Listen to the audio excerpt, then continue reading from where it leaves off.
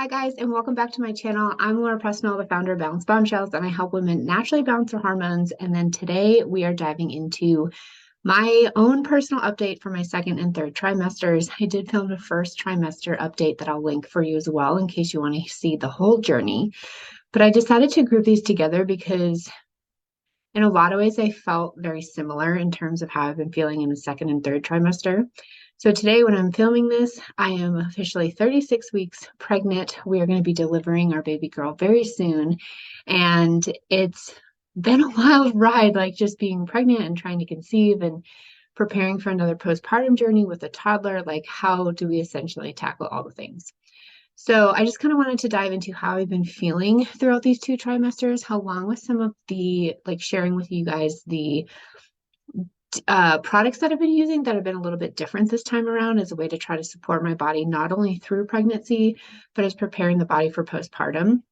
So just like with our cycles, like in order to be able to have like a happy and healthy period, to get rid of PMS symptoms, to kind of get rid of all those hormonal symptoms that we don't want to struggle with, the more we can prepare the body in each cycle phase for the next phase is actually where we then start finding that balance. So I've been taking on the same concept of cycle syncing throughout my pregnancies and just being like, what else can I be doing to support now, but also something that's going to prepare me for the future, especially in a postpartum journey where your hormone levels drop, you're shedding the lining of the uterus, you have a lack of sleep, I don't know what her personality will be like. There's just a lot of things that come with obviously having a newborn.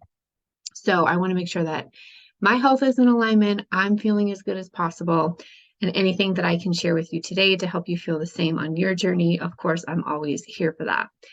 So lately in the second and third trimesters, I did put some notes together because some of it felt a little bit more intense. But I did notice a lot of fatigue and brain fog in the second and third trimesters, which is what I had in the first trimester as well.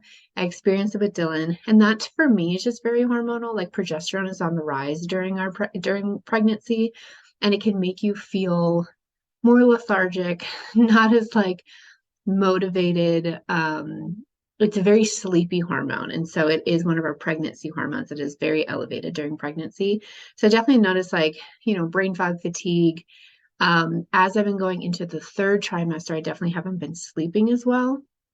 I can tell my body is already preparing to basically be up every 2 to 3 hours because that's exactly what's happening through the night. Like I'll basically sleep 2 to 3 hours, wake up, either need to like shift or go to the bathroom or get some water, or sometimes I'm staying up for like an hour to an hour and a half because I've been having a little bit of insomnia. This is definitely like the later stages of pregnancy. I didn't experience that through the entire pregnancy. But it's just one of those things where you're like, man, you just can't catch a break. And Mother Nature is like some cruel joke of like trying to prepare you, and everybody's like, oh, rest now while you can. And it's like, oh, you can't really, especially because I've been physically more uncomfortable. She's definitely getting bigger. My back and hips have been a lot tighter this time around. I started going to the chiropractor in my second trimester, and my chiropractor was like, do you have another child at home? And I was like, yes, I have an almost 2-year-old. And he's like, well, that's it. Like basically like putting on more weight in the belly, the back isn't as supportive, the hips can get tighter, and then carrying a toddler and just kind of the dynamics of having another child has made my back and hip pain worse this time around. So chiropractor appointments have been like really good maintenance for me of just like helping relax everything, get everything back in alignment, especially now as we're preparing for delivery. It helps put everything in alignment to help prepare you for a smoother delivery, which is what we're hoping for. So if you've never gone to a chiropractor and you're pregnant and you're kind of experiencing the same thing, look for a prenatal chiropractor because they're basically trained on how to be able to correct your neck and your back while pregnant. Like you can't do twists, you can't do the traditional same alignment that you would when you're not pregnant because you obviously want to protect the belly. So sleep and fatigue has been tough. I really try to lie down for at least like 20 to 30 minutes a day. So when Dylan goes down for a nap, I like force myself to lie down even if I don't feel like it, because it definitely helps me get through the rest of the afternoon so much better. Sometimes I'm able to take a nap, sometimes I just relax, and I'm really trying to honor that energy, which is really hard for me because I just love to do. I definitely felt more tired actually in the second trimester. I'm feeling better, weirdly, even with less sleep during the third trimester. So I can definitely tell this like nesting energy is coming forward, this intense productivity. I have been gung ho on just getting like home projects done, reorganizing, cleaning, getting as many work projects done as possible. And at least I've had the energy and the mental focus to be able to do that. I've had a lot less brain fog this time, which is really nice in the third trimester. So that to me has been surprising. You go so long with feeling like tired. I did start feeling nauseous again in the last few weeks. Yesterday was pretty bad. I really thought we were going to throw up. So I'm going in tomorrow for an ultrasound where they'll check like position, fluid dilation, like all the things. And I did end up throwing up the day before I went in for my 38-week appointment with Dylan, and we actually had to be induced because the fluid was dropping in the placenta. So anytime I'm feeling like nauseous or like I'm gonna throw up, I'm like, is everything okay? Like your brain can't help but like go there. Um, so those are some changes. And then I have been noticing this pregnancy that my hair and my skin haven't been as great as they were with Dylan. So when you're having a girl, our OB mentioned it of like you're producing her estrogen levels on top of yours. So you essentially cannot have as great like hair. You can have a little bit more breakouts. So thankfully I haven't had too many breakouts, but I have sometimes had one or two that pop up along the jawline, which is very estrogen based. And then I did notice shifting from like the first and second trimesters, I had a lot more fluid retention in the hips, butt, and thigh area, which is also very estrogen based. So I could already tell that my body was higher in estrogen. And so our OB confirmed it because we were having a girl. Versus with Dylan, boys naturally have lower estrogen levels. So typically your hair can be like really nice and your skin can be nice. And I just remember being pregnant with Dylan, and I think I washed my hair like once a week because the hair quality was so good. I have like really thick curly hair, so it's washing it every day is not something that's actually good for my hair. Now I definitely am noticing after like a few days, it just feels like more oily and greasy, and I have to wash it. So I can definitely tell that my hair isn't as good. I curled my hair this morning and it just like falls flat. Like it doesn't even really hold the curl as much. So that's unfortunate in terms of, I guess, having a girl, but I hope she gets my hair and skin, and like I'll teach her about hormone balance and all that stuff. But I've definitely noticed that it's not terrible, but it's definitely not as good as it was when I was pregnant with a boy. And then the other thing that was happening with this pregnancy that didn't happen with Dylan in the second and third trimesters was my iron was too low. So one of the reasons why I had so much fatigue in the second trimester was my iron was actually a bit too low. So they do usually check it as you're transitioning into your third trimester, and that's when we're able to catch it. And within like a day or two of being on more of the right dosage for iron, I definitely was feeling better. So really utilizing that as a way to support my body through the end of pregnancy and then postpartum. We do lose a lot of like blood and fluid when you deliver with nursing. So I'll probably keep that up and get my iron levels checked again postpartum, along with my thyroid. That's something that my naturopath and I have been monitoring throughout the pregnancy. And that's been interesting. It keeps getting worse through the pregnancy. So our thyroid actually is like very pulled on during pregnancy to really be able to support our body, to be able to help to create the hormones that we need, not only for ourselves, but for our baby. And I'm glad to have someone on my side helping me monitor it, because we've had to adjust the dosage again during pregnancy, and I had adjusted again before pregnancy in order to actually be able to get pregnant. So it's something that I'll also monitor postpartum, and it's just something that I'm probably going to have to monitor once a year, whereas right now it's like every couple months that we're doing it, and that's not necessarily forever. But at least knowing that about myself and seeing it in the lab work is important to like keep on top of, especially like when you're pregnant. Um, and then two other things, like one thing I did with Dylan was starting to do acupuncture appointments at 36 weeks to help open and align the hips for delivery. So I'm actually going tonight for my first acupuncture appointment in a long time to help prepare my body for delivery. So if you're into all this like natural stuff and just kind of preparing the body and getting in a state where you just feel like you're ready and like your body can do this in as easy transition as possible, that's essentially what I'm like trying to do. I found it really helpful. I actually only needed one appointment with Dylan this time. Who knows? It just depends on when she comes. But I do start that tonight, and then the acupuncturist will kind of tell me about more of the schedule leading up to our delivery as well.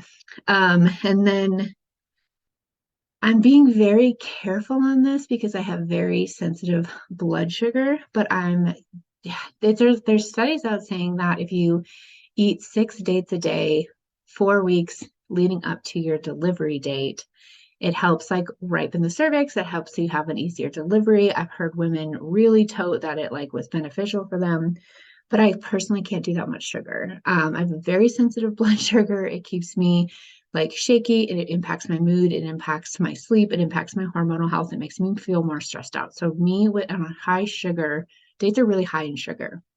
So I'm not opposed to them, but I can't do 6 a day every single day for a month. Like I just can't do it for my own health personally. So I've been trying to do like one or two. So I don't know if that's actually going to be really beneficial, but I'm trying. And I've also been using like red dates, which are lower in sugar too, outside of like the regular dates that you just buy at the grocery store. Um, so it's something I'm trying. I don't know if it's actually like really going to work. We'll see. But it's just one of those things that I was just like, all right, I'll try it and I'll modify it based on how it works for me, and that's okay. Um, but one thing I wanted to share with you guys too was the additional support I've been trying to give to my body during the second and third trimesters. So the herbs that I'm going to share with you, I did not use during the first trimester. I only used in the second and third. I talked with an herbalist. I've done my own research. So make sure you definitely do that for yourself as well, because you want to be really careful of the herbs that you use, especially during pregnancy, and making sure that they're right for you. So one of them that I've been using is reishi mushroom, which is very calming and relaxing to the central nervous system. So not only does it help calm down my body, but it actually is supposed to help the baby also feel calm and relaxed. So I'll link all these products below too, if in case it's something you want to check out. But I've been putting reishi into a smoothie in the morning, and it was actually a medicinal mushroom that I used postpartum with Dylan that I remember feeling so much more like grounded and less stressed, because when you're not sleeping as much, your cortisol, one of your stress hormones, is really high. You need sleep to be able to process it out effectively. So when you're not sleeping, you're then naturally going to feel more anxious and like overwhelmed, and then your estrogen and progesterone levels plummet postpartum, and cortisol naturally increases. So that hormonal exchange on top of the not sleeping and being able to get the support you need, you'll just naturally feel more anxious and stressed. So I definitely noticed that it helped calm me down and feel more secure and like happy through those early days with Dylan and early weeks and months. So it's something that I've started using now. um, I have found it very grounding. I definitely feel more relaxed during pregnancy, but I also felt relaxed with Dylan where I didn't take it. But it's something I'll continue postpartum as well to support just calming down the nerves and just making sure everything feels more grounded and balanced. So that's one that I've really liked. Another one is shiitake powder. So I put a little bit into a smoothie as well in the morning. And that helps. It's derived from the asparagus family, but it helps kind of just flush fluid. It helps with blood circulation. I did not use it during the first trimester. I did use it when we were trying to conceive because it is good with blood flow. So that is something that I'm using now, and I plan on using postpartum as well to support the nursing journey as well. So those two have been really helpful in what I've been putting in smoothies.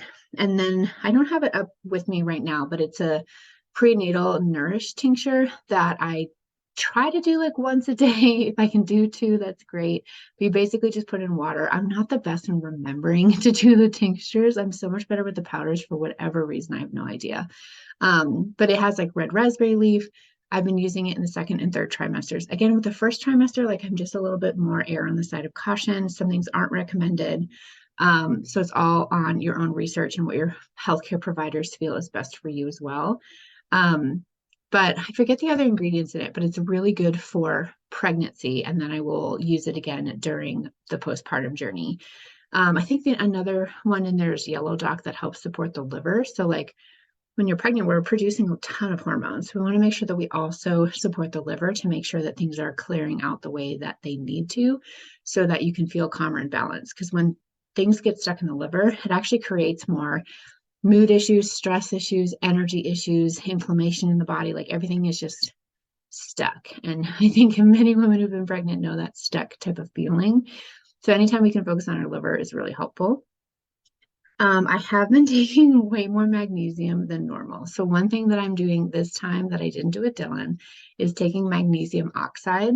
So I take 3 of these at night, and basically magnesium oxide is it's basically a type of magnesium that doesn't necessarily get absorbed in the body, but it helps pull water into the bowels so that you can actually go to the bathroom. So it's been very helpful on avoiding pregnancy constipation this time around because with Dylan, I had a very hard time going to the bathroom. I relied on celery juicing every single morning just to be able to go to the bathroom. This has been helping me, and I can't say that I felt too many days where I actually felt like I couldn't go to the bathroom. So this one has been helpful. I still take my con magnesium at night, which I love. And then as I've been getting more into the third trimester and not sleeping and having a lot of back pain and like all the things, I bought this good night lotion, which has magnesium in it as well, where you can rub it on your belly. I rub it on like my lower back. I rub it sometimes on the sides of the belly because it's been getting really itchy sometimes at night with the belly stretching to support her growth.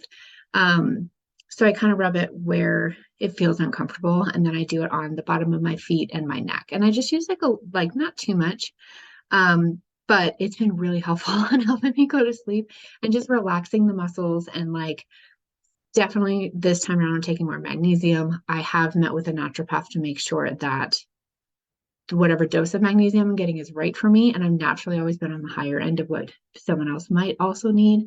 So definitely kind of tuning into your body because we're all different on our threshold with magnesium.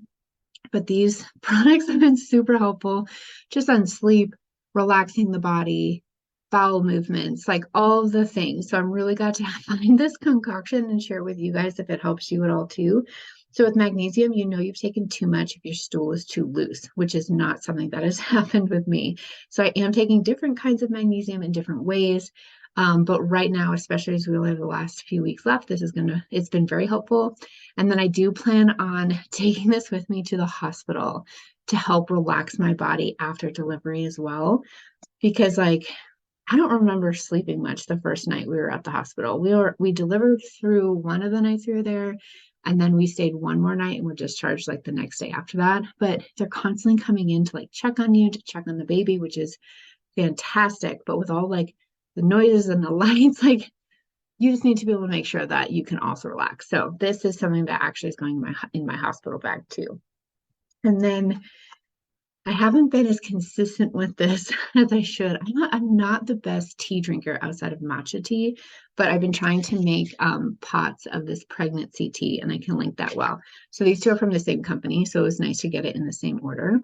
But this is the pregnancy tea to not only have it has like raspberry leaf, which is really good for, excuse me, supporting the uterus, preparing for delivery and pregnancy. It has dandelion leaf, which is a natural diuretic in like a correct form, not where you're like over flushing your tissues, but it just helps kind of get excess fluid out. And then it has like ginger, which is really good for like your digestion and all of that stuff. So I've been really trying to be consistent with this, but I can't say that I've been fantastic with it. But I plan on also having it postpartum. So I think I bought like 3 of these, which I probably should have only done like 2 because I'm still like barely through the first one, but it'll be with me for a while and it does taste really nice. So it's something that I can use regardless of being pregnant or postpartum or all of that stuff. Um, a few other things that I've been doing is preparing life. So I've made a postpartum soup and put it in the freezer. I bought these like postpartum broth herbs. So it's not something you do during pregnancy. It's something for just postpartum.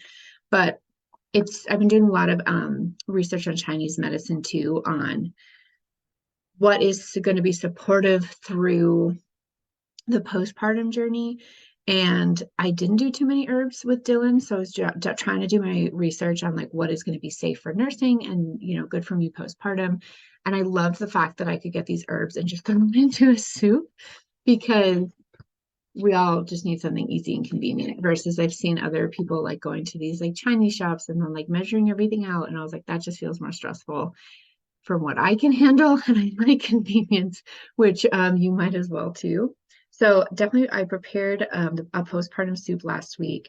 We don't have too much room in our freezer. So I'm like, okay, I can easily do that again in another few weeks. We just throw it into like a crock pot or an Instapot or something. and then you'll have it. It's only going to be me eating it, so it should last me like at least 2 weeks, and I plan on having it once or twice a day. That's my current plan. And then I've been really preparing in terms of our life, like not only our physical space, because we moved here a year ago, so there's a lot of projects left undone. And we were really gung ho on like decorating and getting furniture because we moved into a house and we didn't necessarily have all the furniture. And then we got pregnant and I wasn't feeling well for like the first 5.5 months. So we finally have like retackled like getting the living room together. I got Dylan's toddler room together and moved him in a couple weeks ago. And now we keep talking about his old room as his sister's room because that's where she's going to go. So really working on the emotional transition with Dylan as well, making sure he has a space that he's comfortable with.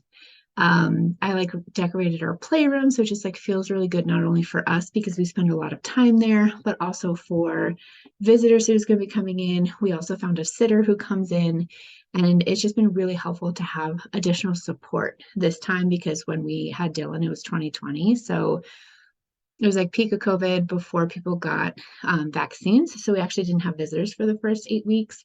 So this time definitely feels more supportive on having and leaning on others for help, which is what I've also been trying to do and not taking on so much, recognizing when my body is tired and I need to like take a break, which is so much easier said than done. So, especially when you're like, oh, I have all these things. So, I definitely in my mind, I'm like, I have all these things that I'd love to get done because it's going to make me feel calm and relaxed when we do have another child.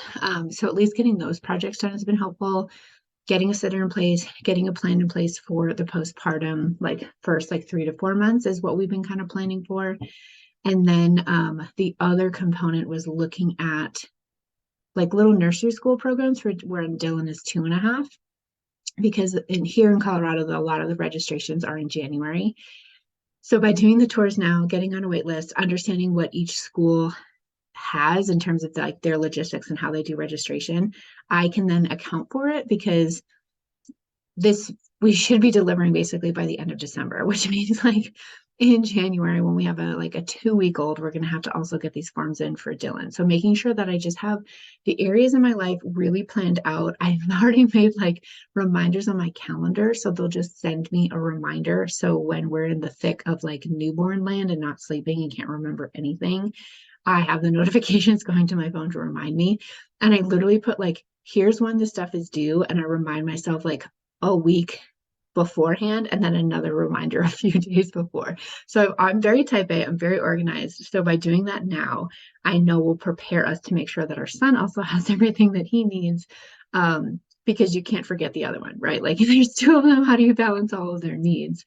But it feels really good and grounding to like know the system, know the structure, get the tours done.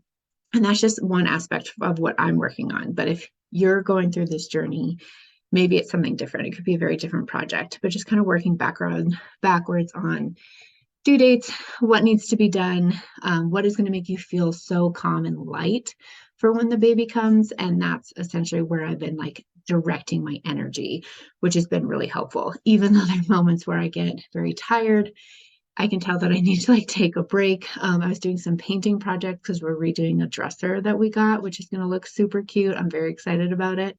But painting, it takes a while. Like it took hours. And then physically, I was like, oh, I have to like lie down from this because there's just so much more strain on the body from being in the later stages of pregnancy. So this is just my second and third trimester update, kind of from all the things of like symptoms, what I've been trying to do a little bit differently to support my body now and into the future, and different ways of emotionally preparing. I guess the last piece is like just trying to take more solo time and kind of process the fact that we're having another baby. We're going to have two of them. It has felt mentally overwhelming of thinking of the logistics and dynamics of two, but I also know that it's going to be so beautiful. Dylan is so ready for a sibling. We talk about it to him often, and he's so excited. So he's going to be my little helper in it, and just watching him become so nurturing and so excited. And, he knows which toys are hers or which blanket is hers, or, she wears bows or just all the things. Like it's really sweet to actually watch with our son as we're preparing for this new addition. But I have noticed that I need just like mental space to be able to prepare and feel really grounded. And I feel now at 36 weeks that we are ready. We have so many things in place. We have a good support system. Mom's feeling happy, healthy, and balanced, which is how every woman should feel going into delivery. And it did take me some time to get here because I've certainly had my own emotional anxiety about it, and just kind of recognizing like it's normal to feel this way. We're coming up against a change. We've been just like we had to go from a family of 2 to 3. We're now going to one of 4. So just kind of sitting with where we're at, like my husband and I are trying to take more time with Dylan, just he and I knowing what's coming forward. So it's just kind of nice, like kind of diving into family time. We're heading into the holidays, which is the time to step back anyway. But I hope this video is helpful for you. I'll leave everything in the description box in terms of the products that I mentioned today. And then if you're interested in ever working together, whether you want to try and get pregnant or you need help through the pregnancy and postpartum journey, I'll leave my discovery call link below if you'd like to schedule a call with me. So thank you so much for joining me, and I'll talk to you soon.